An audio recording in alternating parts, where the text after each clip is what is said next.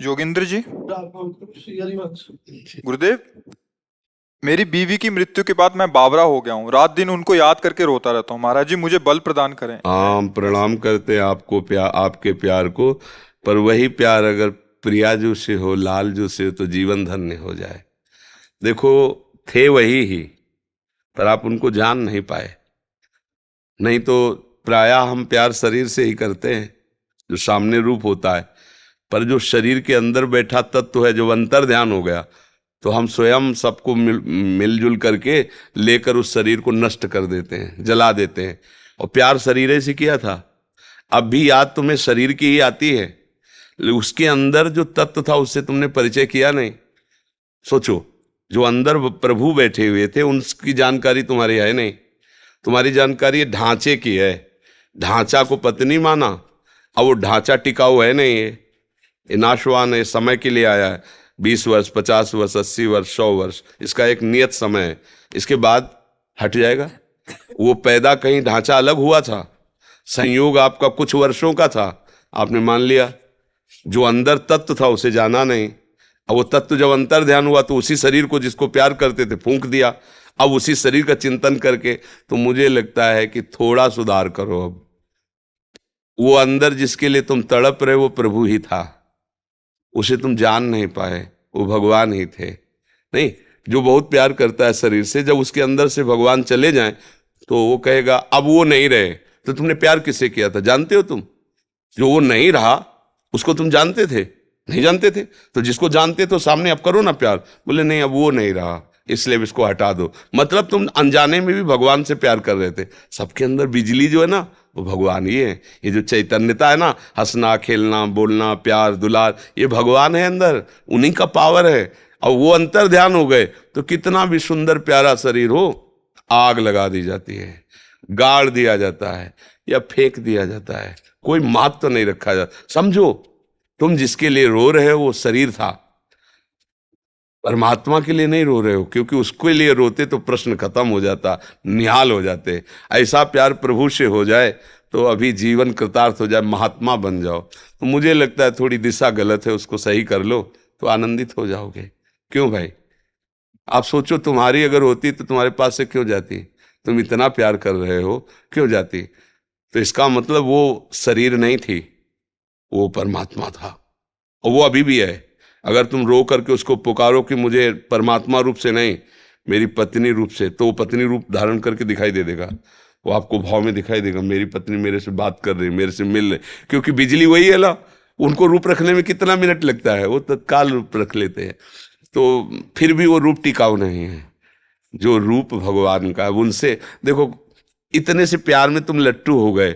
और प्यार समुद्र भगवान है, जब उसका प्यार आएगा तो तुम डूब जाओगे, तुम रह ही नहीं जाओगे, अस्तित्व तो ही नहीं रहेगा।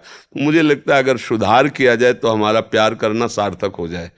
मेरा प्रभु ही सबके अंदर है, वही प्यारा है, उसी से हम प्यार करते हैं। चाहे जितना लाडला बालक हो, वो प्रभु चले जाए तो उसकी माँ से कहो अब रखो 2-4 महीने, तो वही पैसा देगी आपको कि जाओ इसको नष्ट कर दो शरीर को। क्यों? अब वो नहीं रहा। तो अनजाने में भी प्यार सब भगवान से ही करते हैं, पर जान करके प्यार करो तो बढ़िया सार्थक हो जाए जीवन। कितना बढ़िया भाव है कि उनकी याद करके उनके विषय में रोना। यही तो हम लोग जीवन भर मांगते रहते हैं प्रभु से, कि और कुछ नहीं चाहिए, आपकी याद करके आपके लिए तड़पूं, आपके लिए रोऊं। और वो आपको है, थोड़ा दिशा बदल दो, प्रभु की तरफ कर दो, तो अभी महात्मा हो जाओगे। और नहीं तो फिर यही दुर्गति करा देगा। मृग का चिंतन करते हुए मरे तो अगला जन्म मृग बने ना, स्त्री का चिंतन करते हुए मरोगे तो स्त्री तो मिलेगी नहीं, तुम खुद स्त्री बनोगे और फिर फंसोगे किसी पुरुष शरीर में। यही तो क्रम चल रहा है। फिर पुरुष शरीर में तुम्हारी प्रीता होगी कि मेरा पति है। इसका उदाहरण है पुरंजनोपाख्यान भागवत में है।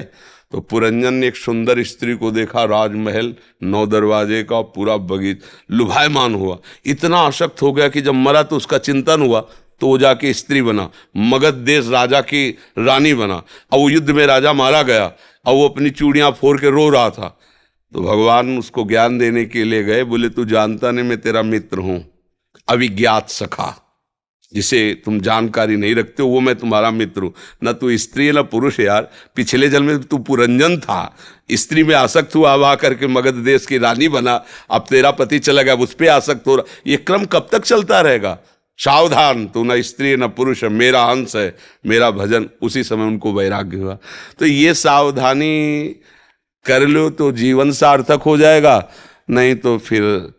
एक हमने और दर्शन किए थे, एक वयोवृद्ध थे, तो एक जैसे भगवान की पूजा की जाती है, फोटो रखते हैं लोग, छवि रखते हैं, ऐसे वो अपनी पत्नी की छवि रोज छाती से लगा के रोते थे।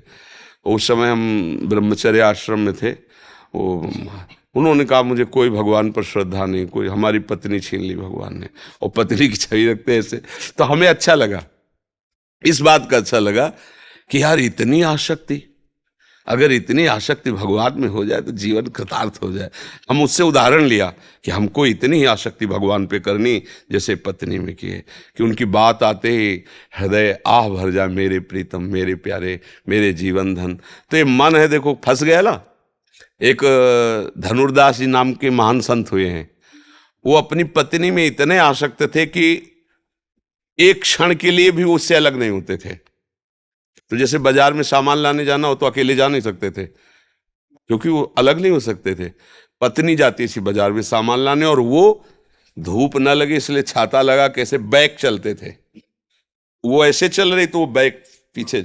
और आचार्य चरण के जो शिष्यजन थे वो किसी सेवा के हेतु गए थे, उन्होंने दृश्य देखा कि सब लोग मजाक उड़ा रहे थे। ऐसे व्यक्ति का मजाक होता है ना, लेकिन उसको कोई परवाह नहीं थी, अपनी पत्नी में एक टक लगाए हुए दृष्टि, छाता लगाए हुए ऐसे चल रहा। उन्होंने जाके बताया कि एक हमने ऐसे स्त्री आसक्त पुरुष को देखा ऐसे। तो वाह, ऐसा प्रेमी, मैं दर्शन करूंगा ऐसे प्रेमी के। क्योंकि सब जगह से समिट कर एक जगह आ गया ना, अब एक जगह से मोड़ने में क्या देर लगेगी। नजदीक गए तो वैसी सीन देखी, तो उनका भाई तुम ऐसे चल रहे हो, सब लोग मजाक करे। तो बोले प्रभु मैं आसक्त हूं अपनी पत्नी को, एक क्षण भी मैं। तो उनका पत्नी से क्यों आसक्त हो? उनका ऐसा रूप है इसका। बोले इससे बढ़कर रूप बोले हो ही नहीं सकता। तो ऐसे चपल है, आओ परम पवित्र आचार्य जी ही ऐसे प्यार की चपत है। तो सामने देखा ललित त्रिभंगी भगवान, अरे छूट गया छाता छूट गया छाता, छूट गई पतली, बावरे हो गए। अरे कृष्ण का रूप। अब वो तो बस महान संत हुए, धनुर्दास जी उनका नाम हुआ। तो देखो कहीं ना कहीं हमें सुधरना चाहिए। भगवान की कृपा है आप पर, जो आप सत्संग में आए, आप संत समागम। हमें लगता है कि अब थोड़ा नाम जप करके रो नहीं, राधा राधा राधा लाडली, मैं जान नहीं पाया, आप ही सब, ये मेरा भ्रम हटा दो, कृपा कर दो, अब मेरा जीवन सुधार दो। मुझे ऐसा प्यार चाहिए जो मेरे से कभी बिछुड़े ना। वो प्रभु हैं, कभी नहीं बिछुड़ेंगे, कभी नहीं। और यहाँ का सब प्यार बिछुड़ने वाला है, नहीं बिछुड़ने वाला। मान लो आपने गुरु माना, अब ये शरीर कितने दिन रहेगा? एक दिन नष्ट होगा। आपका शरीर कितने दिन रहेगा? एक दिन नष्ट होगा। लेकिन गुरु में यदि भगवान की बुद्धि की कि मेरे भगवान है, तो सदैव रहेंगे। शरीर भले चला जाए, आपके भाव में गुरुदेव बैठे रहेंगे। तो मुझे चाहिए कि हमारा जीवन भगवान से जुड़ जाए, सोई विश्राम मिलने वाला है। यहाँ सब धोखे का खेल है, कब कौन कहाँ बिछुड़ जाए कुछ पता नहीं है, कब कौन हमको छोड़कर चला जाए कुछ पता नहीं। एक है जो कभी नहीं छोड़ता है, वो भगवान है। भगवान के बिना कोई हमारा नहीं। यही सत्संग में, यही शास्त्रों में, यही संतों ने अनुभव किया है और उसी का वर्णन करते हैं।